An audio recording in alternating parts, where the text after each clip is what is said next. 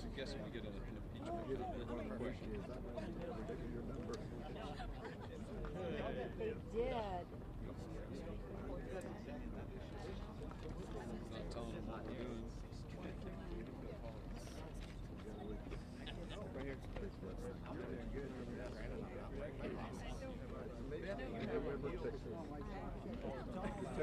I do.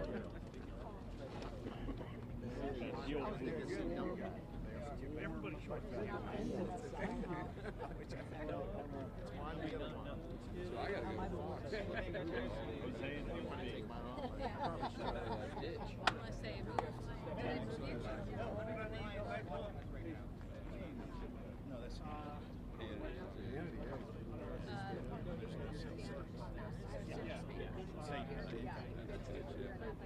There's plenty of sales tax. Yeah, with the speaker and all you guys, yeah. Kidding. Property tax, you got property? We do. How about CNN? And I was going to give it to the State of the Union.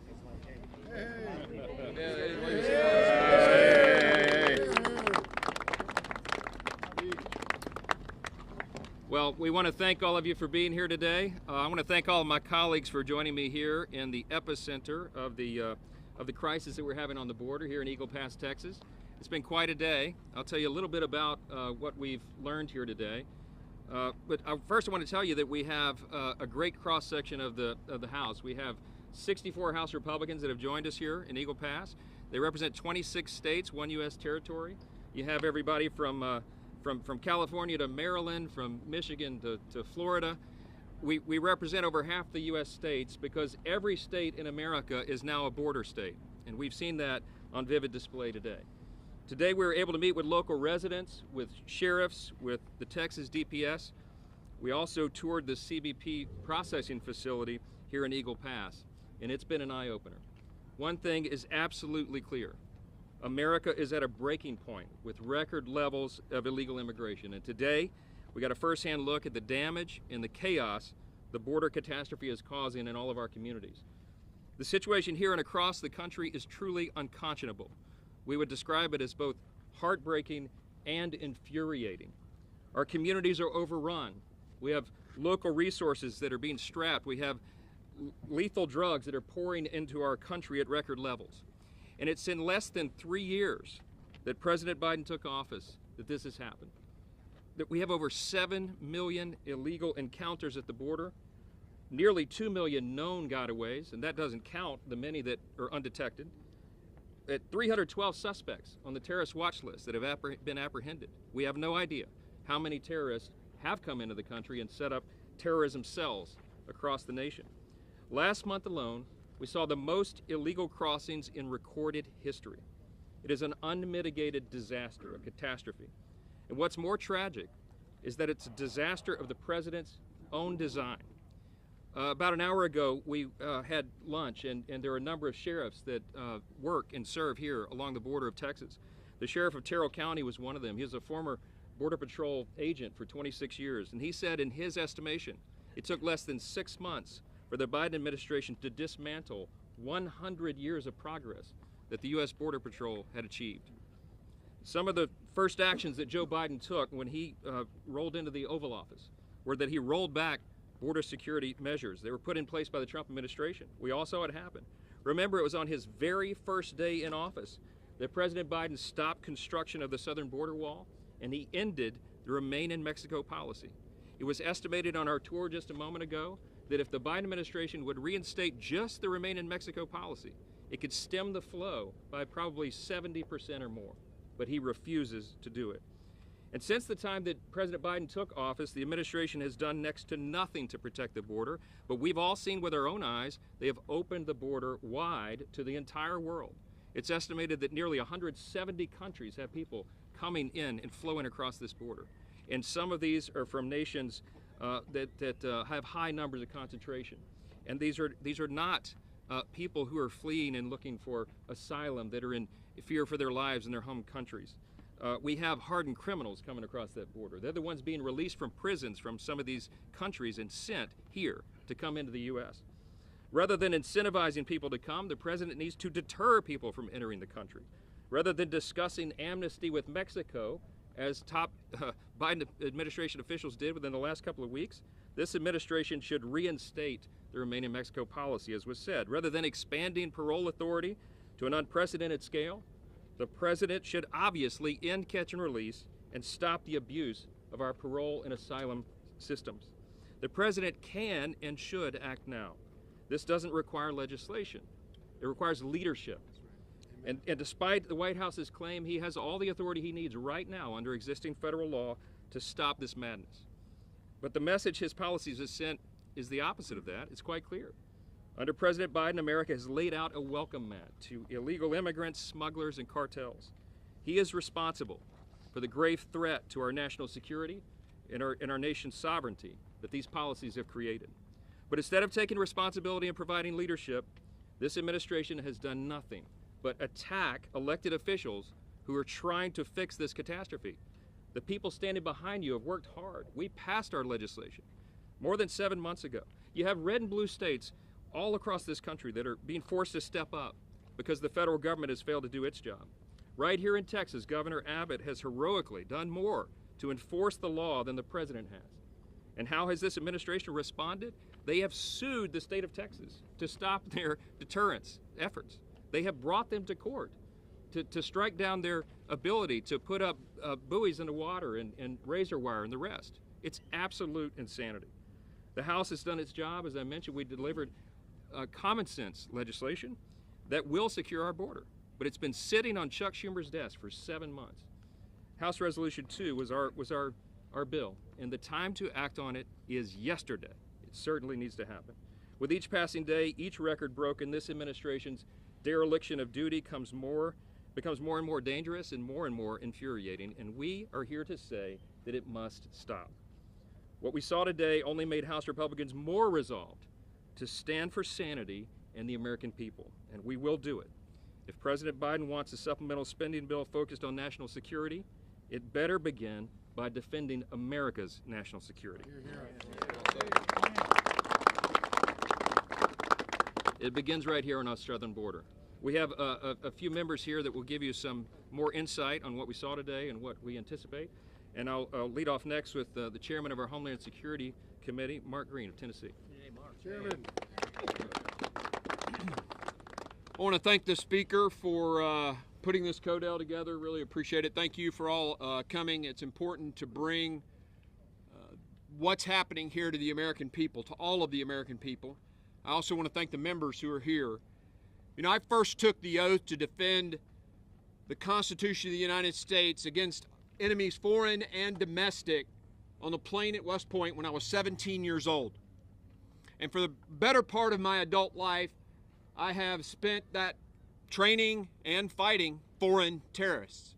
And now as the chairman of the Committee on Homeland Security, I contend with the domestic threats to this nation.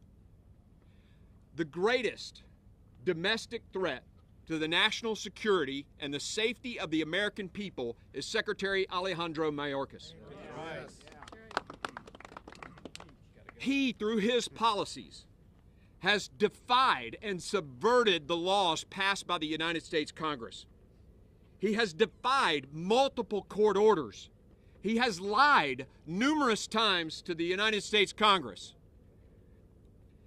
He has, under oath, stated things that were blatantly, obviously incorrect.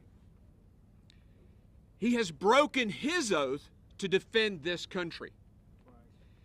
Even A.G. Garland admitted that the policies of Mayorkas are being used by the cartels to exploit the American people and make billions of dollars, putting Americans at risk. Hundreds of thousands of Americans dead to fentanyl, tens of thousands of young people trafficked into sex slavery, billions of dollars wasted, expanded criminal networks now connected to the drug cartels in Mexico throughout our entire country. Director Wray admitted before my committee the other day, our committee the other day, that with the border wide open and a war in Israel, Hamas can just walk right in. That's the director of the FBI. He fears for his own agents. It's clear this is intentional. Secretary Mayorkas knows the policies. If the AG knows the policies are the cause, Secretary Mayorkas knows the policies are the cause, he's doubling down. He's doing this intentionally. Despite the catastrophic harm to our country. Well, our committee has finished its 5-phase investigation. I want to thank the members of the committee for their hard work and our staff. You're going to see a lot more coming here very soon. I'm going to let my colleagues talk about the numbers because I get to talk about them all the time. I want to spend my 2 minutes this morning telling you that the cause of the problem is Alejandro Mayorkas. Thanks again to the Speaker for putting this together, the members for coming. Every state and city in this country is a border state, but I want to say a special thank you and salute to Texas. You have borne the brunt of this, and we will not let you down. Accountability is coming, I promise. And I will be followed by the amazing chairman of the Judiciary Committee, Jim Jordan. Thanks, Mark. And I too want to thank the Speaker. I want to thank all the people in law enforcement that we got a chance to interact with today. Yeah, that's kind of what we all know how serious this problem is. So I would just say this. I think the country understands the magnitude of the problem, but I think there are 3 fundamental questions we got to ask. What's the cause? What is the true magnitude of this problem? And then what's the solution? We all know the cause. The Speaker said this. The cause is the policies of the Biden administration. And they frankly decided on day one, January 20th, 2021, when he took the oath of office, they decided that day, no more building the wall, no more remain in Mexico, and they were going to release people who came to the country.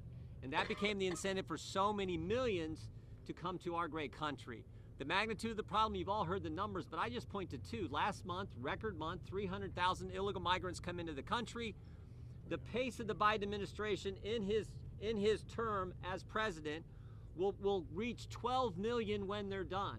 And I tell people that's the equivalent, that equals the population of the state I'm from, the great state of Ohio, 7th largest state. That's the pace we're on. That's how big this problem is. And then finally, what's the solution? The solution is to go back to the policies that worked. The solution is our legislation. Or the solution is simply, I think, one sentence. No money can be used to process or release into the country any new migrants. To just say suspend it now, which the president can do. But if he won't do it, we should put that one sentence in must-pass legislation. That to me is how it finally, I would just say this. I think in the end it boils down to the will of Republicans in the United States Congress. Are we going to force that sentence, that solution, on a piece of legislation to get this done?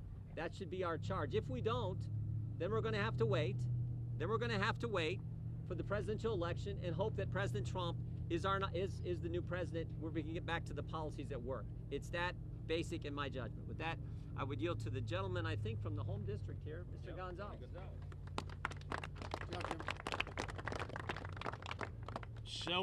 Showing up matters. Whether you're a dog, whether you're a cat, whether you're a member of Congress, whether you're the media, showing up matters. And I want to thank the Speaker for making this happen. I want to thank the Speaker's team for being seasoned veterans and putting this all together. I want to thank my own team. This is our 21st border CODEL.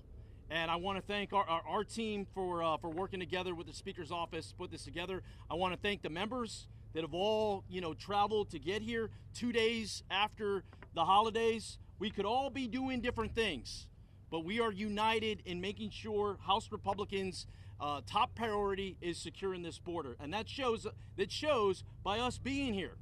And oh, by the way, 2 weeks ago, there were 12,000 people coming over illegally. Under that bridge, right down the street, there was thousands of people. In the Firefly facility that we visited earlier today, that has a max capacity of 1,000 people, there were 6,000 people.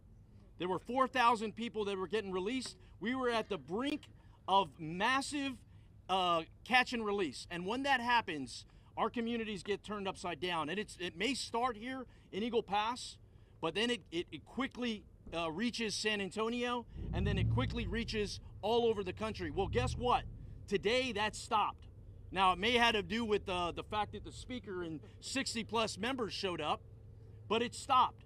And the biggest part is 1,400 Border Patrol agents today are not processing migrants that have come into our country illegally. They are out into the field doing their damn job. And that's what I'd argue we are fighting for the hardest.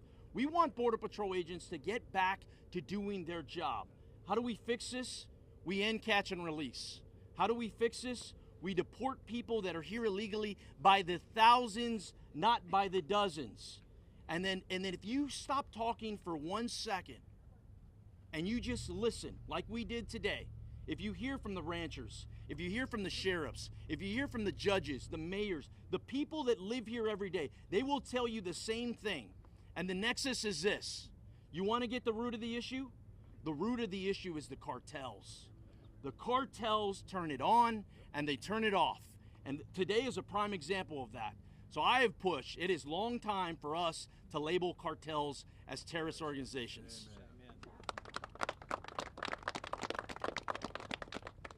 I will end with this. Once again, showing up matters. I'm grateful for the people that have shown up. I believe now is the time to make sure America is safe. And we do that by taking a down payment on border security in 24 with this team, and we come back for the rest when we win back the White House in 25. With that, I'll turn it over to my good friend and colleague from Texas, Beth Van Dyne. Thank you, Tony. I appreciate all the work that you have done over the last 2-3 years that you have been in Congress. You have really taken this issue. You have shown that you care. You've come down here with solutions. I want to thank the Speaker and his team for recognizing this is a priority. This is a priority in our country. This is a priority for cities and states all across our country. And I come here not only as a Texas representative, but also as a former Texas mayor that took on this issue head on. We worked and we partnered with Immigration and Customs Enforcement. We had more criminal illegal aliens deported from my city during the time that I was mayor than any other city in the country per capita. And what we found was we had decreased crime almost overnight. We became the 5th safest city in the country because we actually followed and enforced our laws. We were criticized by sanctuary cities across the country who are now starting to feel what happens when you have illegal immigrants come into your city. You can't handle the resources. You don't have it, whether or not it's housing, school, infrastructure, healthcare. They're finally hearing it, they're finally seeing it, and they're finally speaking out about it. We had an opportunity today to talk to several local elected officials, to several sheriffs. What they told us is we are not dealing with an immigration problem. We are dealing with a sex trade problem. We are dealing with a cartel issue. This is where your focus needs to be. When you have women who are brought into this country, who are being treated as slaves, who are still emboldened by cartel members, that takes 13 to 18 years potentially to be able to work off their debt. That is what we are seeing under a Biden administration. You have had 100,000 children come into this country, and they've lost. We have absolutely no idea where they are. How is this possible, and how, under our governance, is this happening? I will tell you, another thing that they were very clear about was we implore you, and this is a quote, hold the line. You have the ability through your power of the purse to force this administration to do its job. It's sad that you have to do that, but that is exactly the position that we find ourselves in. Hold the line. None of us want to shut down the government, but we all recognize the fact that every single penny that we are giving to Homeland Security at this point that is not being used to secure our border, that is not being used to increase our national security, but is doing the exact opposite. It is weakening it. It is forcing more and more people quickly, more efficiently into our country illegally, is hurting our national security, hurting our best interest, and killing our economy and local governments. When you've had over 100,000 people that have been killed as a result of fentanyl, more than any other terrorist attack on our country. This is a time to take steps. This is a time to hold the line. And we in Congress, we have a bill, H.R. 2, and I could not agree any more strongly with Representative Gonzalez that we do have to target the cartels. But we have a job to do. The American people are absolutely sick of the policies that they've seen under the Biden administration, and we will hold the line and we will fight to make sure H.R. 2 is passed, as well as other border security measures that will support our Customs and Border Patrol and help secure our nation. Thank you. And with that, I want to introduce Juan Ciscobani, great state of Arizona. Thank you. Thank you all for being here. I wanted to thank the speaker for his leadership on this issue. I wanted to thank my colleagues for coming to the southern border and seeing for themselves what we've been talking about for so long. And of course, thank my good friend Tony Gonzalez for hosting us here in this district as he continues this fight against the border crisis that we're seeing. I'm an immigrant. Came to this country when I was 11 years old. Became a U.S. citizen in 2006 as an adult in my 20s. Then I was elected to the United States Congress 16 years later. No country in the world would give you that opportunity. No country in the world, only America would ever give you that opportunity. So I believe in the opportunities this country has. I believe in the generosity of our nation. I believe in the American dream that I'm living. But this is not it. That's not it. With this crisis that Joe Biden and Alejandro Mayorkas have created, nobody wins. Nobody wins except the cartels. They're the ones deciding who gets across and who doesn't. They're the ones trafficking people and drugs. They're the ones terrorizing their own citizens. They're the ones that have no regard for human life. The men and women that we met with today, fighting on the front lines for our safety, are doing so with very little to no support from this administration. Trying to enforce policies that are at best outdated, at worst designed to fail because they're not working and the right ones are not being enforced. You've heard here today, and we've been saying this for years, that every state has become a border state. In my own state in Arizona, in the Tucson sector, we saw record-breaking numbers in December. The trend is in the wrong direction. This administration has no answers and no will to tackle this issue. This is not a political matter. This is a matter of security and sovereignty. And I see some Spanish stations here, so I'm going to address you in Spanish as well. Este es un problema grave para el país. No es un problema nuevo, sin embargo es un problema que se ha empeorado grandemente bajo la administración de Biden. Cero credibilidad tiene su administración y sus agentes de su gabinete que no han podido mover esta situación en el lado positivo de ninguna manera. Necesitamos parar esto y tenemos las herramientas para pararlo, pero el presidente se rehúsa a hacerlo. Como inmigrante, esta no es la solución, lo puedo decir de todo corazón. Es una crisis humanitaria tanto como lo es una crisis de seguridad nacional. Y necesitamos hacer algo inmediatamente. It's important to know that as an immigrant, myself, and I can say that this situation is like with many other families, that it took us over a decade to earn our citizenship. And what the Biden administration has done, they've diluted the effort, the focus, and the sacrifice of so many families that have paid the ultimate price of leaving their country to come here and go through a long, rigorous process to become U.S. citizens, to be able to take that oath of citizenship like I did in 2006. And this administration, with their actions, has made a fool out of that process. And has spit in the face of so many that have gone through the entire process to one day have the honor of becoming United States citizens. This message transcends culture. This message transcends language. This is an American issue that we must solve from every perspective that you see reflected here behind us. Our GOP colleagues get it, our speaker gets it, and we will solve this issue. And the president needs to step up and do his part, along with Alejandro Mayorkas. Thank you so much, Mr. Speaker. I want to thank my colleagues and friends again for being here and sharing you that insight. We'll take a few questions if you have some. Sir, can we see a show of hands? Who will vote to shut down the government No, we're not going to do show of hands. We're not in a classroom. We're not doing show of hands. Well, here's the deal on the shutdown. We are working hard to get the appropriations bills done. And the resolve that of this group and that you've seen with our votes in carrying over and crushing the Christmas omnibus fever as we did with our laddered approach and the two-step CR, we have until mid-January, you have until early February to get the approach bills done.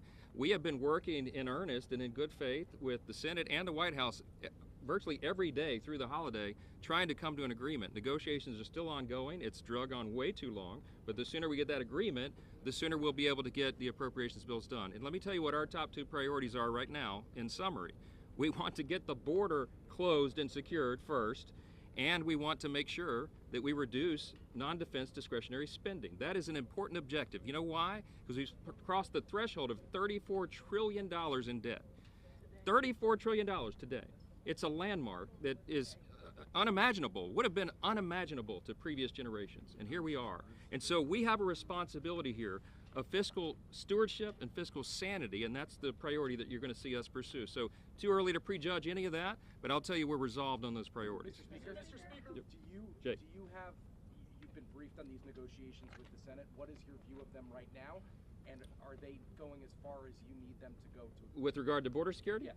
Listen, the Senate has been negotiating, I guess, among members there and potentially with the White House, I suppose. Our position is very clear, and we have made that clear again for 7 months. H.R. 2 is the necessary ingredient. Why? Because it has provisions that fix each of these problems, and these things work together. For example, you couldn't just reform the broken asylum process and allow this parole system to remain broken. It would be a giant loophole that would not solve the issue. You can't just build the wall without ending catch and release, without restoring remain in Mexico. These are the policies and the provisions that, again, had stemmed the flow in the previous administration. We know what works. It's not rocket science, and that is why we have said we are resolved for those provisions. That's what's necessary to fix the problem. It's not just House Republicans' opinion. It's based upon the informed opinions of the people here on the ground, and that is what they have told us, and they have reiterated this over and over and over. Desperately, they ask us to help them solve this problem, not just for South Texas, but for the entire country. And that's why you see representatives from all across America here to say in one voice that we have to do this for the people. And the White House has shown an unwillingness to do it. In fact, as we noted, they've done exactly the opposite, and it's shameful and inexcusable. Yes, ma'am. Mr. Speaker, Allie Bradley here with News Nation. I'm wondering, we've seen over 7 million people encountered under this administration. Many of them have been released into our country with notices to appear. DHS has even said that many of them don't qualify for asylum. Just last month, we saw 302,000 encounters, 245,000 of them released with an NTA.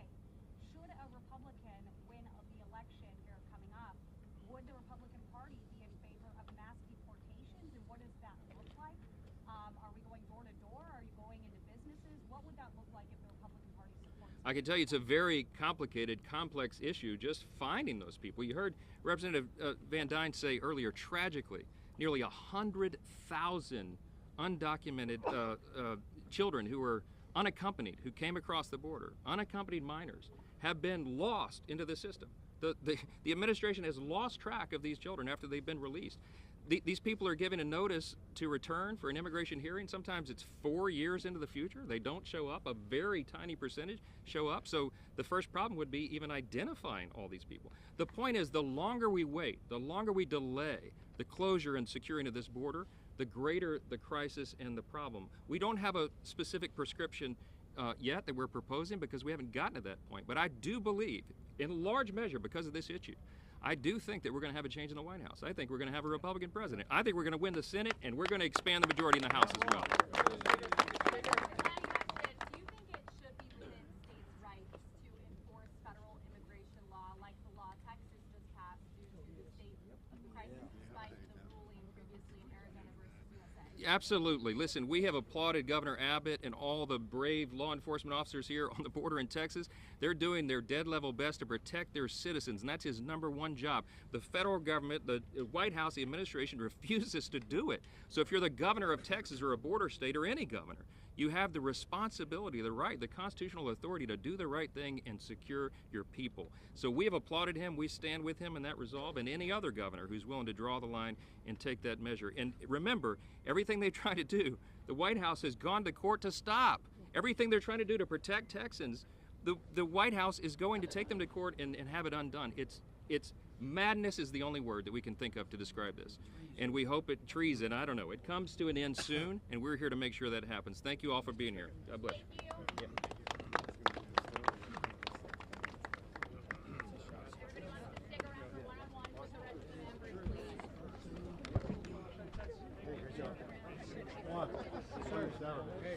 Thanks, buddy. Appreciate it, man.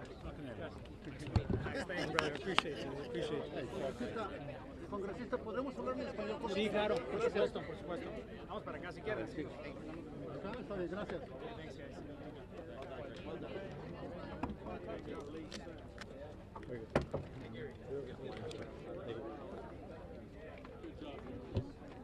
Sí, bueno. Ya estamos quitando los micrófonos.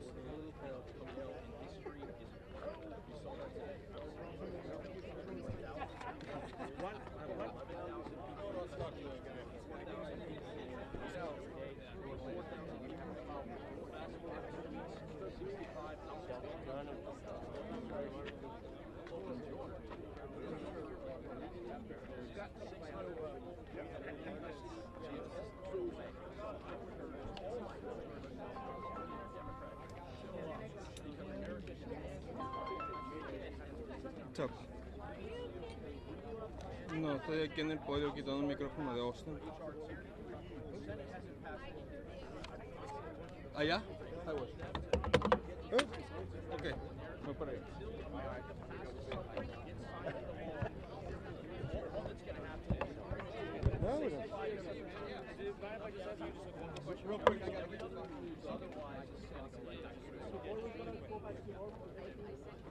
Oh? Obviously, a lot of Republican voters were upset with the recent vote to indicate Secretary Rose is failing. How can, obviously, you guys are in charge of that? What would you say to them, to the same scenario, if they're concerned about another impeachment was failing? So, look, a lot of guys are... I can't stand it. A lot of these guys felt like just when it matters, they take the back and how Republicans show up. Where the House Democrats? Where's the Vice President? Where's the President? Where's other... Other than Mayorkas, Secretary Mayorkas, they've got him running around doing a dozen different things. Enough for him. Where are the other folks? So showing up there. I gave a lot of violence to this crisis. Thank you so much, sir. I have great Thank you. Thank you for that. All of a sudden, everything stopped. Oh, that's where you're going. Is that on purpose? Oh, man, that's awesome, guys. I keep mine on. I keep mine on. I consider there, obviously, you're not going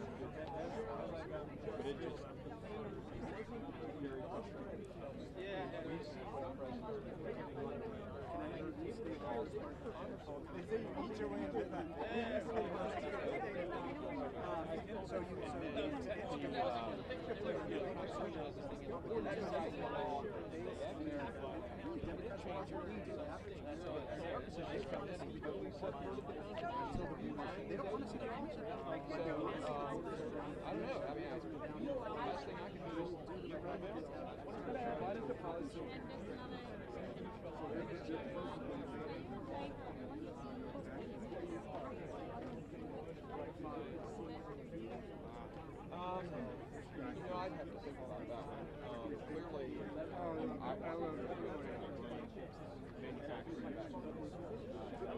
Western Hemisphere, what you guys are doing. Yeah, no, I'd have. I mean, I don't know. It's enticing, but I'd have to kind of weigh it. I'm not a knee-jerk decision maker, so I'd have to kind of weigh the pros and cons. Thank you. Yeah. Hey, how are you? Yeah. Good to see you.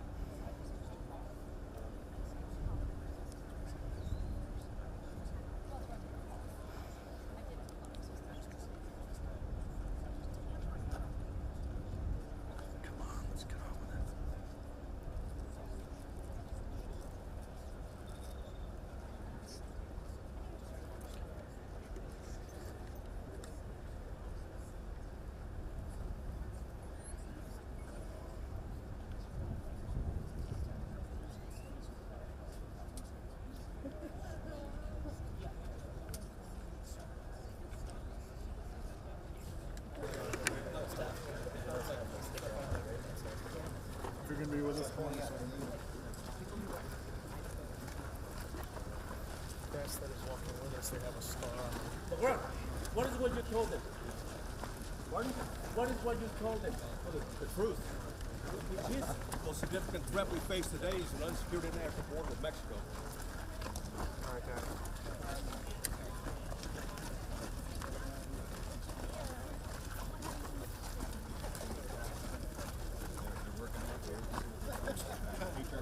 Hey guys.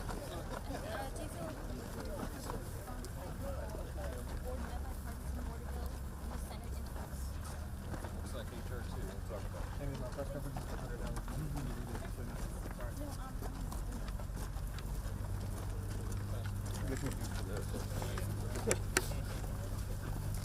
I'm saying the same thing for 10 weeks. Hey, thank you, by the way.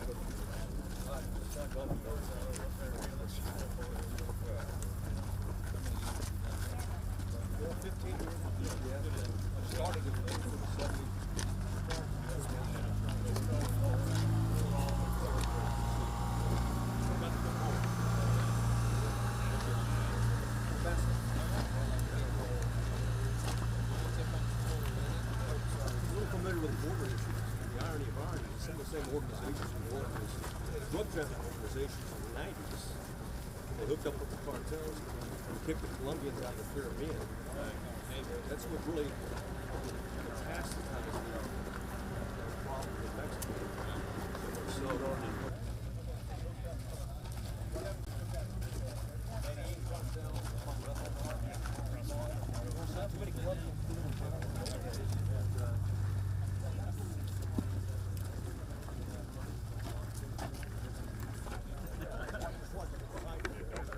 all it is to deter people. How many courts of entry and justice?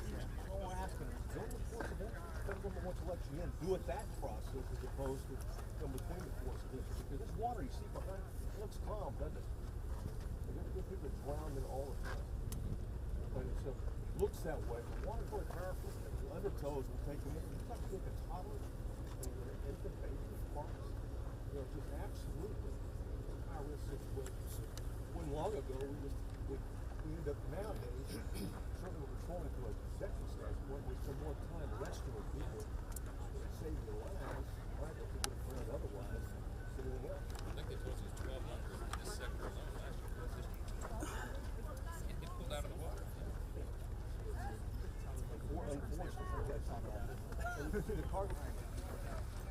And you notice, hey, our border's a river.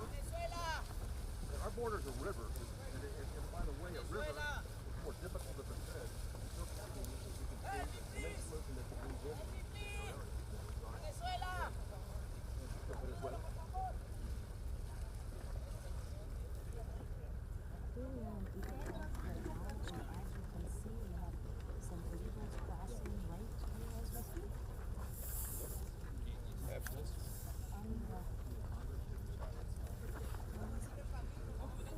This is a very small number.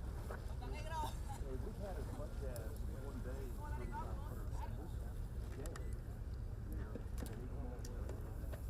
So 3,500 a day, you know, back in 2020, they talked about it. Lived on, they're approaching the high boxes. So this has really been so demanding.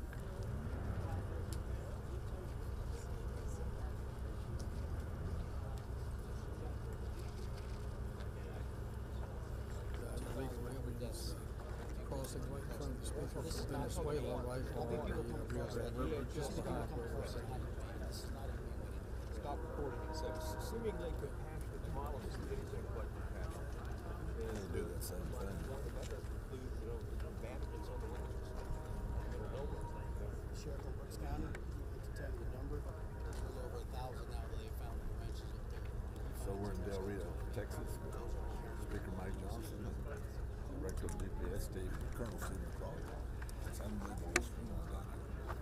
We're committed to making a difference. This is more Americans need to see this and understand exactly what's going on. We're bringing in school districts, about 10 a week. Somebody's going to have to teach all these young kids coming in. We're bringing in health needs, which are going to hospitals, and babies, and all the stuff that we're paying with taxpayer dollars. This has to stop.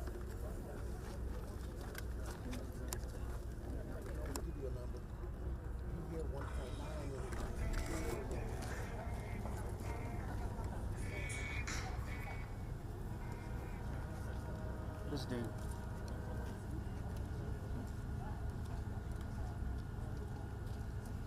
What was that?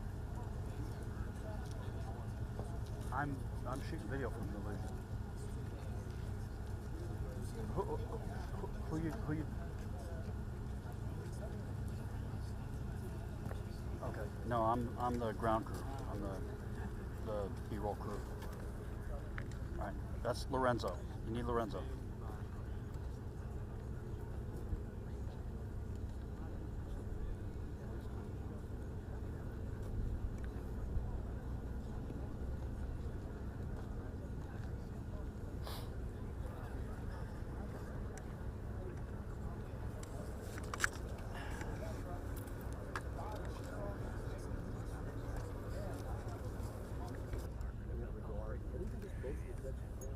Over 6,000 employees. So we got 500,000 protections. Got it. I know. What's the one thing about it? Because we have a focal point and border patrol and ICE is taking it what's time. And we've got the other folks linked up. We're giving 10,000 on their feet.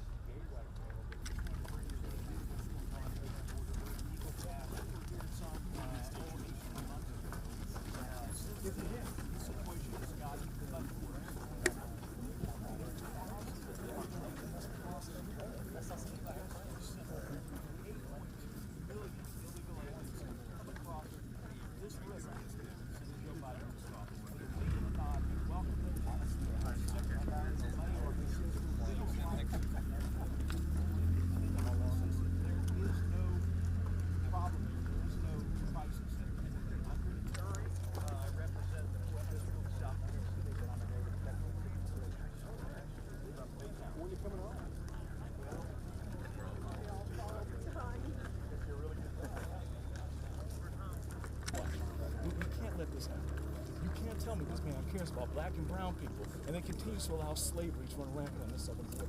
We have to stop it. We have to stop it now, and we will hold the Biden administration accountable.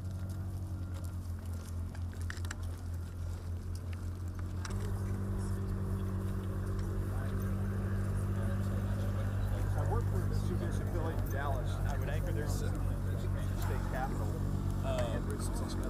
So I couldn't go down to go to the Senate offices.